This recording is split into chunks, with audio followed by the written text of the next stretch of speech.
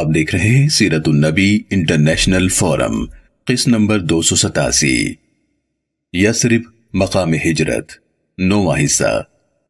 قبائل انصار میں اشاعت اسلام کا آغاز، حصہ اول۔ نبوت کا 11واں سال ہے، موسم حج قریب آ گیا ہے۔ جزیرہ عرب کے دور دراز علاقوں سے لوگ فریضہ حج کی ادائیگی کے لیے مکہ مکرمہ پہنچ رہے ہیں۔ دین فطرت کے مبلغ دلنواز صلی اللہ علیہ وآلہ وسلم حسب دستور ہر قبیلے کی قیامگاہ پر تشریف لے جاتے ہیں اور ان کو اسلام قبول کرنے کی دعوت دیتے ہیں، لیکن وہی سرد مہری ہے اور وہی بے رخی ہے جس کا مظاہرہ یہ لوگ کئی سالوں سے کرتے چلے آ رہے ہیں۔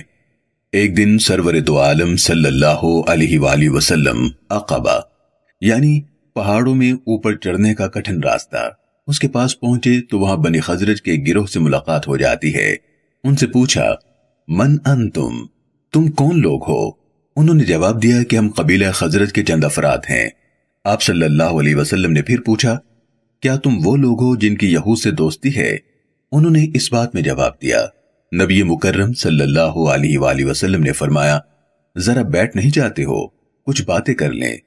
انہوں نے کہا کہ بصر و چشم۔ بس وہ لوگ آپ صلی اللہ علیہ وسلم کے پاس بیٹھ گئے۔ آپ صلی اللہ علیہ وسلم نے انہیں اللہ تعالیٰ کی توحید پر ایمان لانے کی دعوت دی، اسلام کی بنیادی تعلیمات سے آگاہ کیا، پھر ان کے سامنے چند آیات قرآنی کی تلاوت فرمائی۔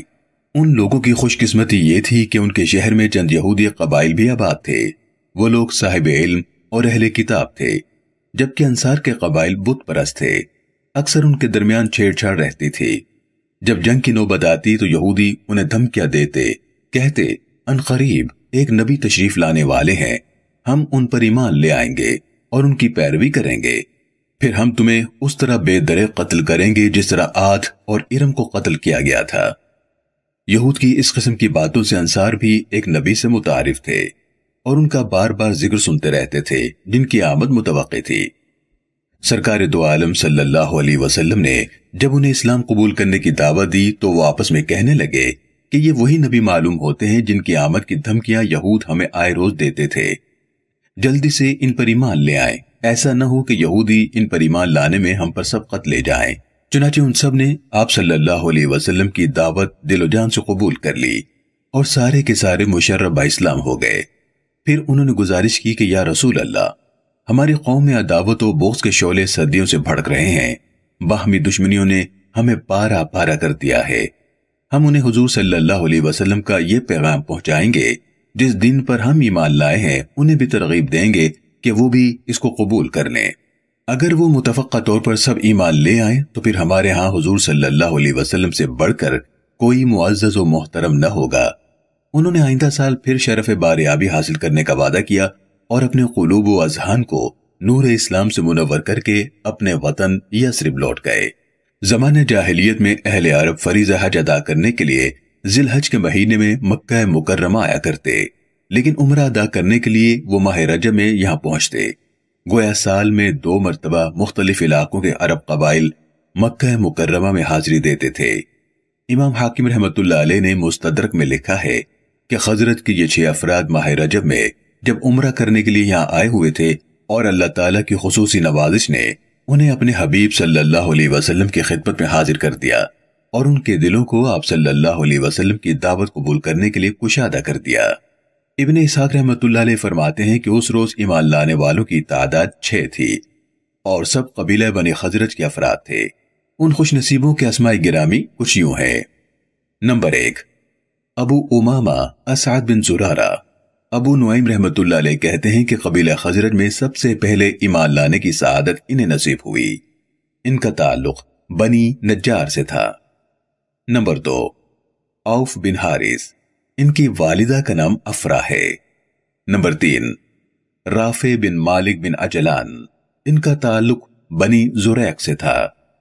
نمبر 4، قطبہ بن عامر بن حدیدہ، یہ قبیلہ بنی سلمہ کے فرد تھے۔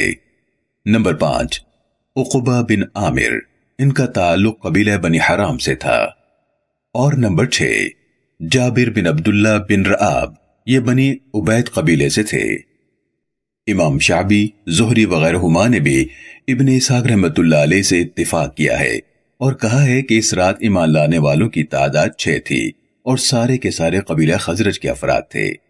موسیٰ بن عقبہ مشہور سیرت نگار کی تحقیق کے مطابق ان کی تعداد 8 تھی۔ وطن پہنچ کر انہوں نے نبی مکرم صلی اللہ علیہ وسلم کے ساتھ اپنی ملاقات کا حال اپنی قوم کو بتایا۔ اس نئے دین سے انہیں متعارف کرایا، نیز انہیں آگاہ کیا کہ انہوں نے اس دین کو قبول کر لیا ہے، اور اپنی قوم کے افراد کو بھی اسلام قبول کرنے کی دعوت دی۔ جو لوگ نبی کریم صلی اللہ علیہ وآلہ وسلم اور دین اسلام سے اب تک ناواقف تھے، ان لوگوں کی کوششوں سے وہ بھی متعارف ہو گئے۔ اس طرح گھر گھر آپ صلی اللہ علیہ وآلہ وسلم کا ذکر خیر ہونے لگا۔ محترم سامعین و ناظرین کرام، اللہ رب العالمین قرآن مجید فرقان حمید میں سورۃ الاحزاب میں ارشاد فرماتا ہے: ما كان محمد ابا احد من رجالكم ولكن رسول الله وخاتم النبيين وكان الله بكل شيء عليما۔ یعنی محمد صلی اللہ علیہ وسلم تمہارے مردوں میں سے کسی کے باپ نہیں ہیں، لیکن وہ اللہ کے رسول ہیں اور سب انبیاء کے آخر میں یعنی سلسلہ نبوت کو ختم کرنے والے ہیں، اور اللہ ہر چیز کا خوب علم رکھنے والا ہے۔ سیرت النبی انٹرنیشنل فورم کی پوری ٹیم اور دنیا بھر کے مسلمان عقیدہ ختم نبوت پر دل و جان سے ایمان رکھتے ہیں۔ سیرت النبی صلی اللہ علیہ وآلہ وسلم کی یہ قسط دیکھنے کا شکریہ، اسے دوسروں تک پہنچا کر صدقہ جاریہ کا حصہ بنیے۔ ہم کسی بھی قسم کی غلطی کے لیے معذرت خواہ ہیں اور معتبر دلیل کی بنیاد پر اصلاح کے لیے شکر گزار ہوں گے، اور آپ کی پرخلوص دعاؤں کے طلبگار ہیں۔ جزاکم اللہ خیرا کثیرا۔ مزید آگے جاننے کے لیے ہمارے چینل سیرت النبی انٹرنیشنل فورم کو سبسکرائب کر لیجئے، تاکہ آپ کو ہمارے آنے والی ہر نئی ویڈیو کی بر وقت اطلاع مل سکے۔